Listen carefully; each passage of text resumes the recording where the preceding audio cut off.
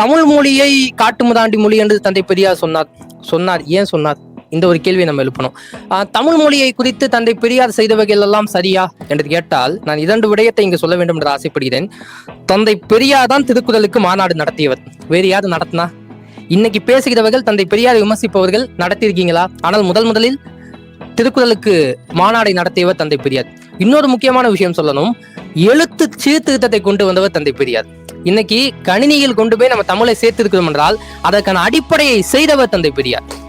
இதை நம்ம இங்க சிந்திச்சு பார்க்கணும். ஏன்னா நம்ம பொதுவா பேசுறவர்கள் பேசிவிட்டு தந்தை பெரியார் ஒண்ணுமே செய்யல அப்படின்னு சொல்லிட்டு போயிடாங்க.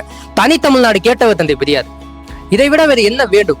இன்னொன்னு, இந்த தந்தை பெரியார் அப்படிங்கிற ஒரு பிம்பத்து மீதான அல்லது தந்தை பெரியாருங்கிற ஒரு தனி மனிதன் மீதான வெறுப்பு ஏன் வருதுங்கிறத நம்ம இங்க யோசிச்சு பார்த்தே ஆகணும். காரணம், அந்த மனிதன் இந்த சமூகத்துக்கு செய்தவைகள் அவ்வளவு இருக்கு. ஒரு விஷயம்தான் என்ன அப்படின்னா, உனக்குள்ள உரிமை அனைத்தும் எனக்குண்டு, எனக்குள்ள உரிமை அனைத்தும் இங்க இருக்கக்கூடிய அனைவருக்கும் உண்டு என்ற சமத்துவத்தை பேசியவர் தந்தை பெரியார்.